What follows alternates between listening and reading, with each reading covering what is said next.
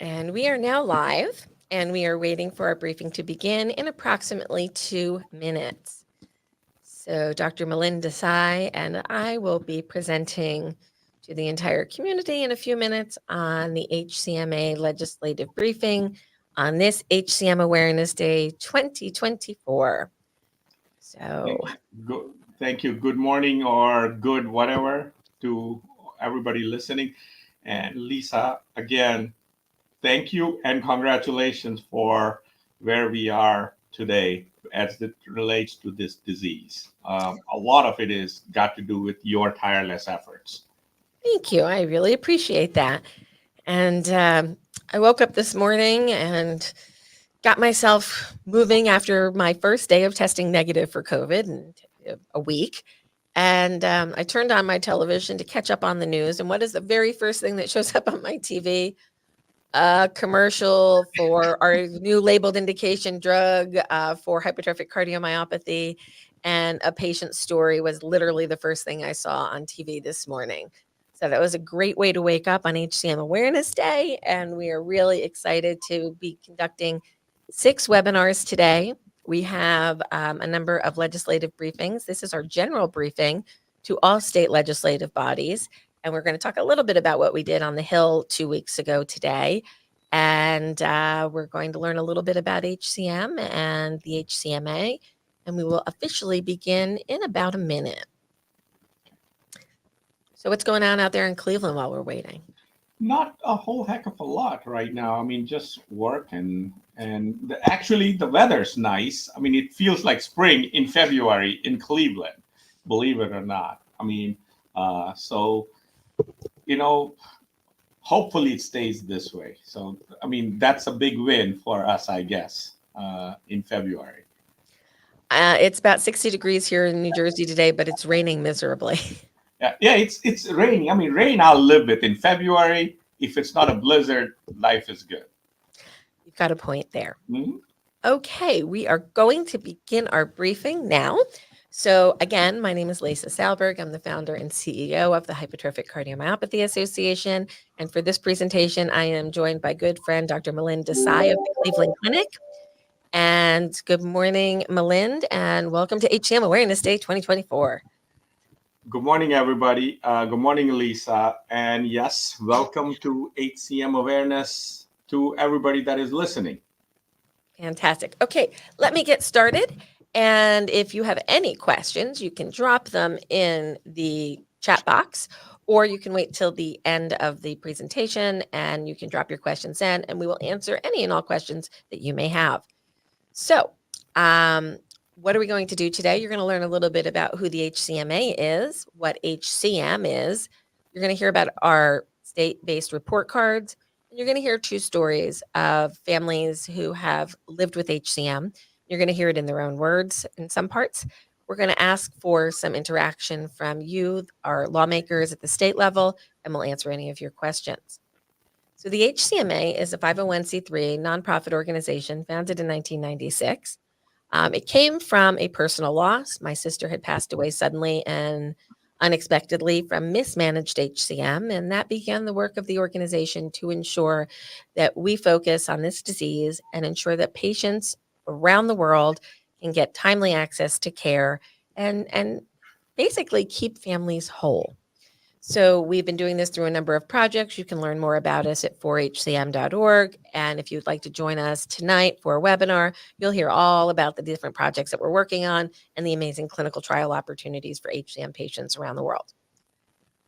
And now we are going to hear from Dr. Melinda Desai, who's going to explain to us a little bit about what HCM actually is. Dr. Desai. Thanks again, Lisa. So what is HCM?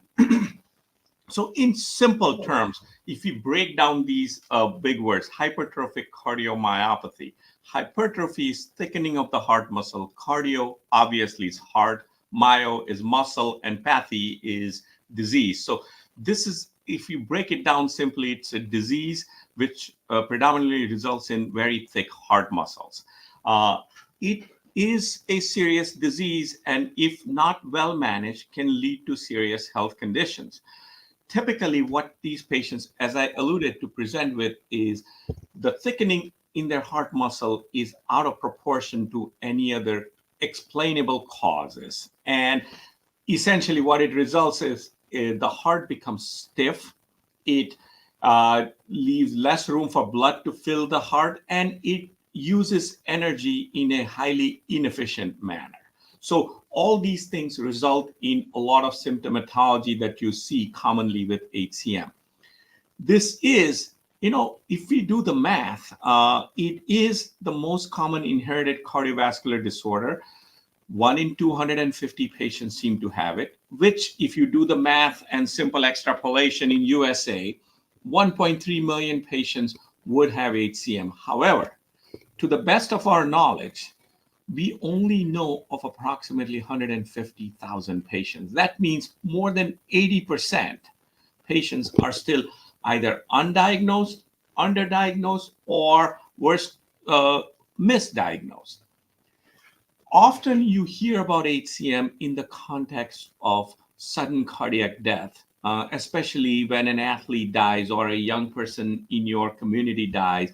And then when an autopsy is done, that's when you identify hypertrophic cardiomyopathy. This disease can remain undiagnosed because often patients are asymptomatic, but it can also cause symptoms of heart failure, and because of heart rhythm problems, it can indirectly result in an increased risk of stroke, essentially at any age. So again, the key things are, this is, as best as we can tell, this is grossly undiagnosed, and there's lots more work to do. And it can have plenty of symptoms, but it can also present asymptomatically. So how do these patients present? So what is the profile of patients that we see in our clinics and their associated prognosis? So obviously, the worst case scenario is somebody presenting with sudden cardiac death. Now, if we know that somebody is at risk for sudden cardiac death based on available evidence, then we can preemptively put a defibrillator. The defibrillator, I call it a life insurance policy. It is a pacemaker type device that sits in your body, in your heart, and it looks for bad rhythm. If it identifies that, it shocks you out of it. Highly effective, highly effective. But in order for that to work, we need to identify the right person. The other type of patient profile we often see are patients who develop progressive heart failure symptoms, shortness of breath, inability to function at a high capacity, etc. And typically, the way we have treated this traditionally is through invasive procedures, most commonly surgery called surgical myectomy. In a small proportion of patients, we pass catheter and squirt alcohol to shrink the heart muscle. But exciting times are upon us, and in 2022, April, FDA approved the first drug specifically developed in the context of hypertrophic cardiomyopathy, hypertrophic obstructive cardiomyopathy, to treat their symptoms and improve their functional capacity. Studies have shown with this drug that in the rightly selected patient, it can reduce the need for heart surgery in as many as 9 out of 10 patients. There's a small proportion of patients who progress to develop advanced heart failure, and those patients may end up needing a heart transplant. The third profile in prognosis is patients who present with a different kind of arrhythmia called atrial fibrillation.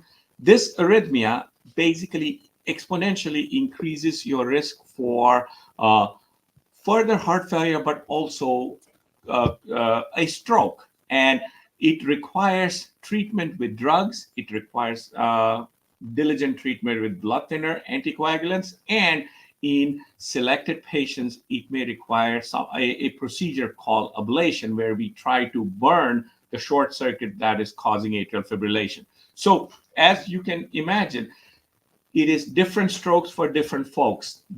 Patients have a wide variety of profiles that they can present with, and it is important to recognize what bin the patient fits in and treat them accordingly. As you can imagine, these patients A given patient may fall into more than one of these categories. So it is absolutely important to do a precise characterization of patients so that we can develop an appropriate game plan. I'll stop here, Lisa. Thank you very much, Dr. Desai. So let's talk about what we can do at the state level. So earlier this year, the HCMA published its first state report card list. So if you would like to see how well your state is doing with issues related to HCM awareness through making an HCM awareness day every year, AED placement, whether or not you have automatic external defibrillators in your schools, in your houses of worship, in your gyms, where are your AEDs? What are your laws related to sudden cardiac arrest response? Do you have Good Samaritan policies in place to protect people from being a responder, protecting them from liability? What are you doing in terms of the Healthy Cardiac Monitoring Act, which I'm going to talk about in a little bit? What are we doing to find our children who have heart disease? What are we doing to find our families who have heart disease? Are we questioning them in their well child examination? What does our student athlete pre-participation physical look like? Are we asking the right elements? Are we training physicians and healthcare professionals to do these screenings appropriately? And are we then, once we have identified people, are we taking down barriers to access to care, like copay accumulator laws and step therapy laws and safe medical medicine delivery and non-medical switching laws? So you can take a look at your report card for your state and see how well you're doing. And if you have any questions, we will be more than happy to jump online with you and help you with sample policy that will improve your state's ability to prepare for and respond to the families who have genetic heart disease. So why is this important? I'm going to tell you the story of Jillian Blair. It is not a happy story, and you're going to hear directly from her mother about what could have been done to help save Jillian's life. And when you see how simple it could have been, it becomes even more tragic. So let's hear from Jillian's mother.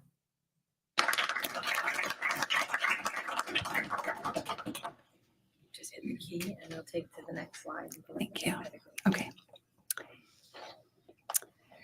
So on February 15th, 2022, which is 2 years exactly today, my 17-year-old daughter, Jillian, and I, we walked into our family physician's office for her well child check. And while we were there, the doctor put her stethoscope onto Jill's chest, and she turned to me and she said, "When did Jill get this heart murmur?" And so that appointment led to us going to see a pediatric cardiologist in Des Moines. And from there, we had the diagnosis of hypertrophic cardiomyopathy. And those words, severe and obstructed, they were still lingering in the air when we were waking up in Omaha, Nebraska to see specialists 1 week later. She went ahead and did a battering of tests. And then on Thursday, April 21st, 2022, the doctors were able to come back and give us our very last test result, which was her genetic test that she was positive for the MYBPC3 gene, which connects her to HCM. She came home from school that day. We went ahead and made an arrangement to see them on Monday and kind of get a plan of action. She came home an hour and a half later after I hung up the phone with the doctor, and I told her what they discovered. And she said, "Okay, that's about what I expected." She ran up the stairs where she had a sudden cardiac arrest. I was able to get up to the stairs within a minute or two. There was a lady who lived across the street who actually sold AEDs, so I had an AED on her within 2 minutes. But unfortunately, our efforts, the efforts of the EMS and the hospital staff were not successful, and we lost Jillian that day. So Jill was a very funny and outgoing girl. She loved music. She loved Harry Styles. He was her favorite. She loved art. She was really, really bad in algebra. And she wanted to be a designer one day. After Jill's death, it was like an explosion went off, and I started connecting dots within my family. And I talked to lots of families on my members of my paternal side. And I found out that we had a lot of similar heart problems. With the help of Omaha, we were able to get all of my siblings, all of my cousins tested, and when we discovered that I had HCM, half my siblings had HCM, 25% of my cousins had HCM. And from then, we now have many of us have ICDs and have had myectomies. We have also lost them. My brother has died in a surgery that was a valve surgery for an enlarged heart. My nephew has had 2 myectomies. My sister had a sudden cardiac arrest 5 months after my daughter died. And I just say that she died of a broken heart, since we're not ever sure exactly what it was. But my family is actually lucky because of Jillian, because she was our call to action. Because of her, my family has the power of knowledge to be able to fight against an invisible gene. But not all families are that lucky. But there is hope for them. Had there been questions that were in place when I took all of my girls to their well-child checks that we were asked each time, so that in 2010, when my nephew had his first myectomy, or in 2015, when my brother had died on the surgical table from his HCM, maybe some of the doctors could have put it together that we needed to do a little bit more investigation. Or when my 91-year-old father, who had HCM, and that's how he went down to, he had a sudden cardiac arrest. But if he had gone into his Medicare first visit and was able to tell them that he had 7 siblings who died, all of cardiac arrests, maybe that would have been a trigger to have them look at us a little bit easier. If we had gotten the treatment earlier, I'm hoping, it would have been hopeful that she could have got diagnosed earlier, which would have led to earlier treatment, and maybe would have saved Jill's life. And lastly, I am a nurse in Iowa, and I work at a family practice clinic. It would take me 5 extra seconds of my day to ask these questions to a patient, and that would help save thousands of dollars, millions of dollars, and keep thousands of family intact and whole. I wish it wasn't me standing here, and I wish it wasn't my daughter. I wish it wasn't my family. And I wish it wasn't that I know the heartbreak that people go through. I wake up every day and I live a nightmare. But it is me, and it is my family, and it's my wish and my hope. And I wouldn't be standing here, and none of you would be hearing my voice if it wasn't for the life of a girl named Jillian Blair, and she had HCM.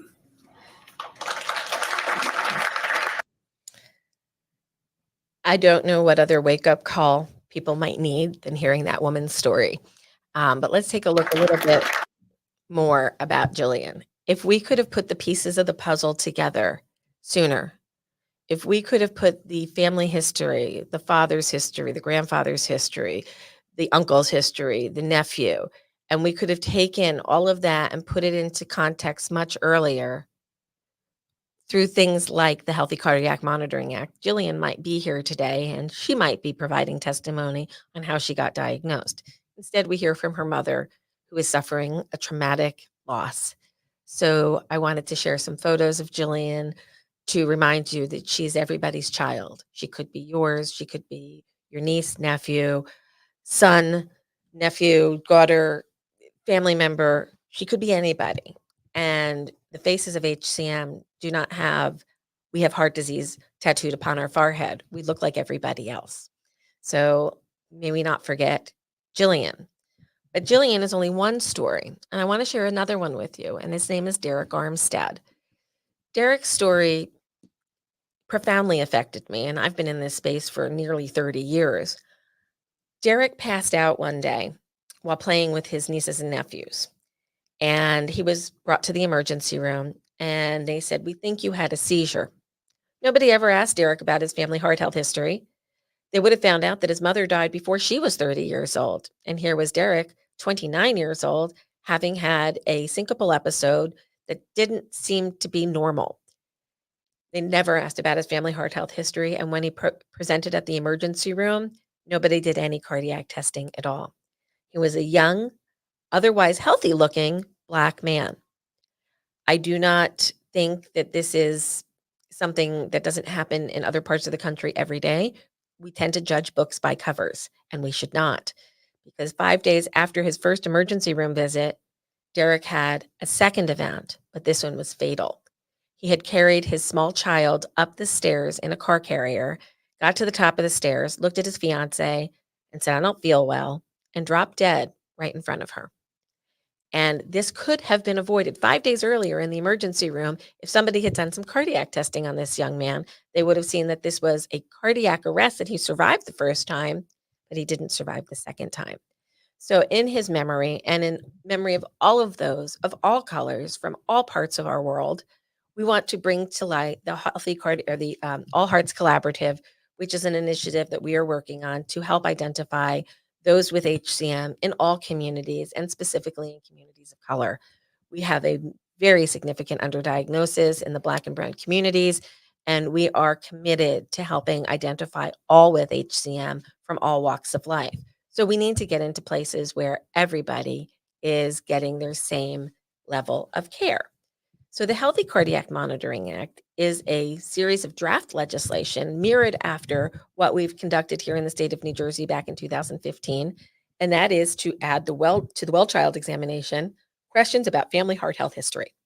We want to educate healthcare providers who are doing these types of well child examinations and pre-participation screening physicals for student athletes about the diseases. Now you might think, oh, why do we have to educate physicians? Knowledge of these genetic disorders has changed very much over the past few years alone. And many physicians, when they were studying in school, may not have learned about all of these diseases, and our knowledge is perpetually changing. So we want to make sure that they know the current standards of what we're looking for, how to diagnose. And we're not doing a test. We're not mandating or asking any state to mandate a particular type of test, just to facilitate conversation with asking the right questions at the right time. Additionally, the briefing that you heard from Amy Blair was conducted 2 weeks ago on Capitol Hill, and HCMA held its first legislative briefing there, where we educated the Hill members and the staffers about how they could help us identify those who are at risk for cardiac diseases of a genetic nature through the Welcome to Medicare visit by asking the same questions that we're asking states to do for the well child exam, because genetic disease is happening at every age. And a lot of people who are at that 65-year period where they're getting their first Welcome to Medicare visit, that may be the first time they have an opportunity to have an in-depth conversation about their total health history with a healthcare provider. So if we look for the grandparents at 65 and we look for the kids 1 to 19, we catch the parents in the middle. And if you join us tonight for our HCM Day briefing, for the HCM community, you'll hear a story of a family from New Jersey where that played out exactly as we had imagined.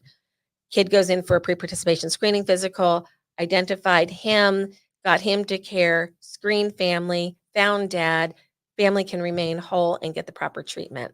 So we're going to need help from our federal and state legislative partners to ensure that we can get these families identified.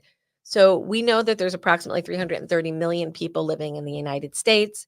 And when we look at the more common genetic diseases and their prevalence rates, we know that there are between 3.5 and 10.5 million Americans who are living with genetic heart muscle diseases and genetic heart disease.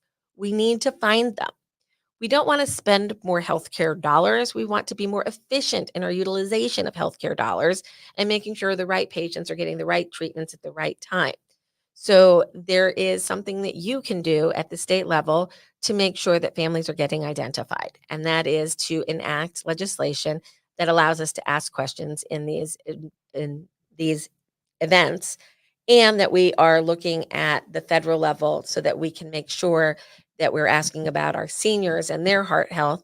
We know that not only hypertrophic cardiomyopathy, but a newer disease state called heart failure with preserved ejection fraction are common among the older population, and they can be very specific genetic disorders, or they could be more general disorders. We need to find them. So how do we do this? Number one, we start with Awareness Day resolutions. So we have states and municipalities from all over the country that are recognizing HCM Awareness Day as the fourth Wednesday in February every year. Ohio, shout out to you. You're the first state that made it a state law. So thank you, Ohio. And there are other states that have it perpetually in their resolution, and other even local municipalities. In Illinois, we have two municipalities who have recognized HCM Awareness Day. And I just got these pictures last night. And I do need to point out that this photo here in the middle are two of our HCM warriors who live in Illinois. They are sisters, and they are 7 years apart in getting heart transplants. And the young lady on the right of the photo received her transplant at the beginning of the month and went home on Valentine's Day with a new heart, like I did 7 years ago. So patients with HCM are asking you to get involved, and they're sharing their hearts with you through many different initiatives.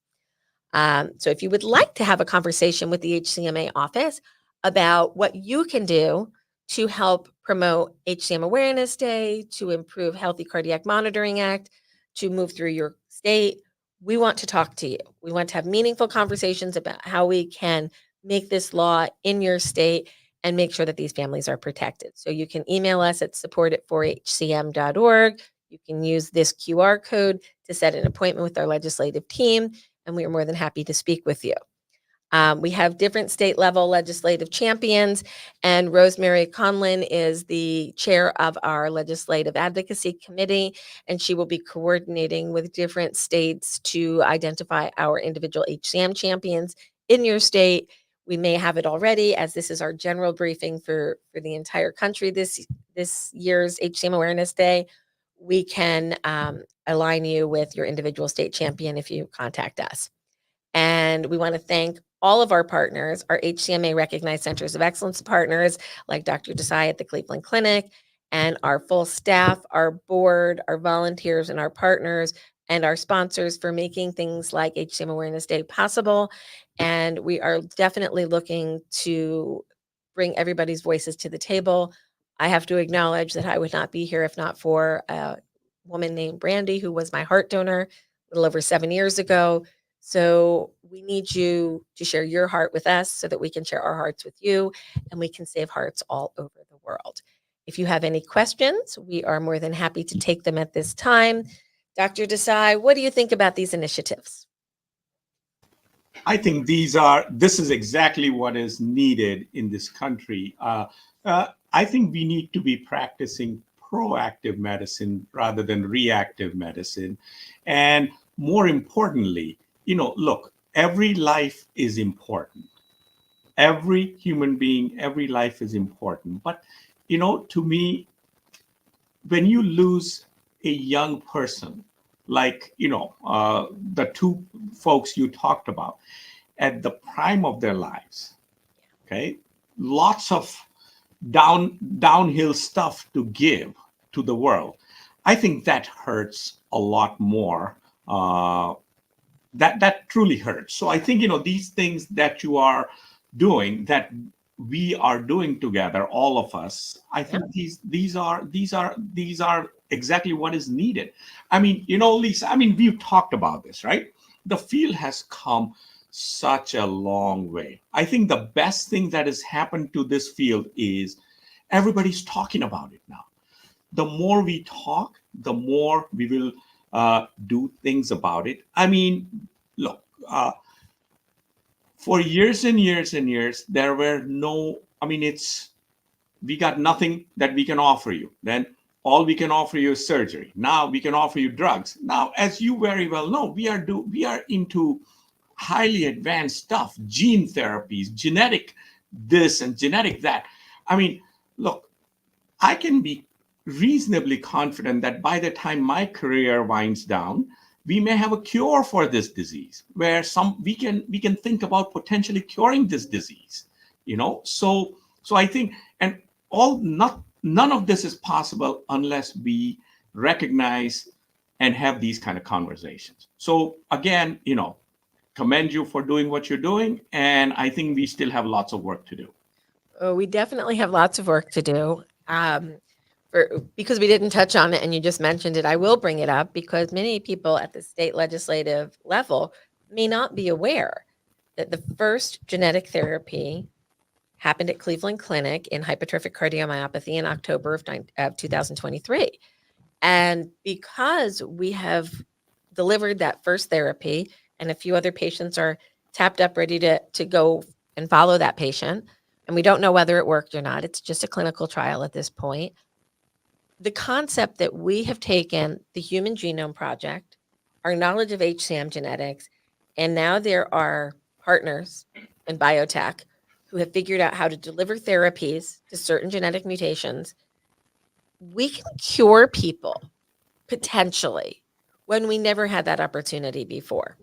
We can do things to stop disease from moving from one generation to the next. And we have had so many scientific advances. It's amazing.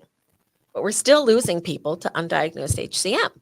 We're still having patients have to battle to get a diagnosis. We have some people that are looking for 15, 20 years to figure out why I don't feel so well. Why do I get short of breath when I walk up a flight of stairs? Why am I having these symptoms? And why isn't anybody taking them seriously? We're doing a better job at identifying people with HCM today. We are collectively working with lots of different partners to help that diagnostic process. And we definitely need to get more people on the bandwagon. So if you're interested, we hope that you join us in this battle and make some logical changes to legislative language to ensure that all families have the opportunity to discuss their family heart health history with their chosen healthcare provider and seek the care that they need for their family. And I think, Lisa, let me reiterate one important thing you made, and I'm just going to contextualize it in numbers. A lot of patients, we are talking about ostensibly what's a genetically inherited disease. Yet, if you look at any of the large databases of which clinician scientists have published papers of myself included, the average age of these HCM patient population databases is in their late 40s, 50s, sometimes even early 60s. So if this is a genetically mediated disease, the fact that we are reporting their data at a mean age of 40 or 50 is in itself a huge story. I think we need to be moving that needle to leftward or to make the diagnosis much earlier so that we can be acting upon it much earlier. I think that's also something important. That's where, society, legislation, all those things help tremendously. I could not agree more. The average age of diagnosis in the HCMA population is about 43. So these are young people. They typically have a couple of kids of their own by the time they get diagnosed. And we have to go now and treat the entire family. And it's going to be a big shift for some people to stop and think about, what is my family heart health history? It only takes a few minutes. But knowing what has happened in your family history is an indication. It's not the only indication, but it's a great starting place. And we can identify many, many people.